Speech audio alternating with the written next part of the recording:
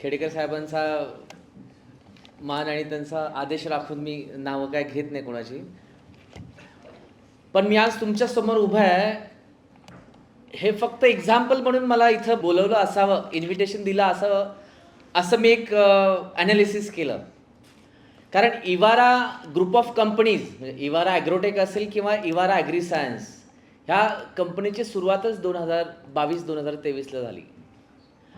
आणि ज्यावेळेस पहिल्यांदा मी नाशिकला उद्योजक कक्षाच्या कार्यक्रमात आलो आणि ह्या आपल्या कुटुंबात ही इतकी चांगली ॲक्टिव्हिटी होते आणि याच्यातून येणाऱ्या भविष्यात किती सारे चांगले युवा उद्योजक घडू शकतात याचं एक्झाम्पल द्यायचं असेल म्हणून मला इथं त्यांनी बोलवलं असं मला वाटतं. कारण त्या कार्यक्रमानंतर त्या कार्यक्रमातून प्रेरणा घेऊन या इवारा ग्रुप ऑफ कंपनीची स्थापना झाली. त्याचं श्रेय जातं संजय वाळे सरांना. आणि ते एक्झाम्पल आज कदाचित मी इथं होऊ शकतो म्हणून आज कदाचित मी तुमच्यासमोर उभा आहे. माझ्या कंपनीची जर्नी भलेही 2-3 वर्षाची असेल, पण ह्याचं ऊर्जा स्रोत, याचं उगम या लोकांमुळे, या मंचामुळे झालं असं मी आवर्जून सांगेन. इवारा ॲग्री सायन्स किंवा इवारा ॲग्रोटेक या आपल्या कुटुंबातून प्रेरणा घेऊन चालू झालेला व्यवसाय हा फक्त सरांनी सांगितल्याप्रमाणे शेतकरी आपल्या शेतकऱ्याला, आपल्या फार्मरला अपलिफ्ट कसं करता येईल, त्यांचा इन्कम सोर्स कसा वाढवता येईल आणि तो कसा स्टेबल ठेवता येईल याच्यावर काम आम्ही करतो. बेसिकली आपल्या खेडेगावात जोडधंदा म्हणून दुधाकडे आणि पशुपालन या व्यवसायाकडे बघितलं जातं.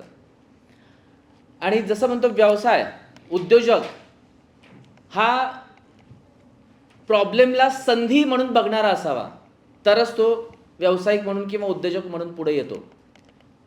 मग त्या आमच्या सोलापूरच्या जिल्ह्यामध्ये किंवा उस्मानाबाद जिल्ह्यामध्ये ह्या प्रॉब्लेमचा सोल्युशन द्यायचं म्हणून ह्या इवारा ॲग्रोटेकची, इवारा ॲग्री सायन्सची स्थापना झाली. दूध हा असा व्यवसाय आहे शेतकऱ्यांकडे आज की तो रोजची त्यांची गरज भागवतो. बाकीचे सगळे धंदे असतील जे तुम्हाला monthly, quarterly, half yearly income देत असतील, पण दूध असा एकच शेतकऱ्याकडे उपाय आहे किंवा तो एक धंदा आहे की जो त्यांना रोज पैसे देतो. त्यांची रोजीरोटी, त्यांचा दवाखाना, मुलींची लग्न किंवा त्यांचा गाडा चालवणारा एक चांगला पर्याय म्हणून त्या धंद्याकडे बघितलं जातं. इवारा ॲग्रोटेकनी हाच एक उद्योगाची संधी म्हणून हा ऑप्शन चूज केला. आणि तुमच्या माहितीसाठी सांगतो, आम्ही पहिल्या 8 ते 9 महिन्यात 100 करोडचा टप्पा पार केला. शेतकऱ्यांना दुधासाठी लागणारी सर्व सामग्री, chilling plants, BMC bulk milk cooler, लागणारी जनावरं, गाई, गुरं, म्हशी ह्या गोष्टींसाठी लागणारं कर्ज आणि फायनान्शियल समजा मदत, अशा सगळ्या गोष्टीतून आम्ही इवारा ॲग्रोटेकच्या मार्फत शेतकऱ्यांना मदत केली.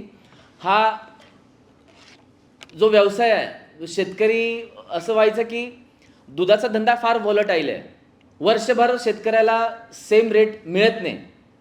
आम्ही इवारा ॲग्रोटेकच्या माध्यमातून अशा काही योजना राबवल्या की शेतकऱ्याला ॲव्हरेज सेम रेट वर्षभर मिळेल. एक्सेस ज्यावेळेस होतं दूध, म्हणजे दुधाच्या असं असतं की पावसाळ्यात दूध खूप एक्सेस होतं, त्यावेळेस शेतकऱ्याला दूध घ्यायला कोणी मिळत नाही. कंपन्या सांगून ठेवतात की आज आम्ही तुमचं दूध उचलणार नाही, आज तुम्हाला जिकडे घालायचं तिकडे घाला किंवा तुमच्या पद्धतीने त्याची विल्हेवाट लावा. इवारा ॲग्रोटेक, इवारा ॲग्री सायन्स ही अशी संस्था होती की शेतकऱ्याच्या बरोबर आम्ही टायप करून थ्रूआउट वर्ष त्यांना फिक्स भाव देऊन दूध उचललं आणि शेतकऱ्यांना फायनान्शियली आम्ही स्टॅबिलिटी दिली. त्याचबरोबर संजय सरांच्या ज्यावेळेस आम्ही संपर्कात आलो आणि शेतकऱ्यांसाठीच आम्ही काम करतोय, तर त्याच्या पॅरलल शेतकऱ्यांना मग सीड्स, सॅपलिंग्स आणि ह्याच्याबरोबरही आपल्याला काहीतरी काम करता येईल, शेतकऱ्यांना मदत करता येईल, ह्या भूमिकेतून परत इवारा ॲग्री सायन्सची स्थापना झाली. आणि आज आम्ही टिश्यू कल्चरमध्ये ईश्वेत ग्रुप ऑफ कंपनीजबरोबर टायप होऊन आज काम करतोय.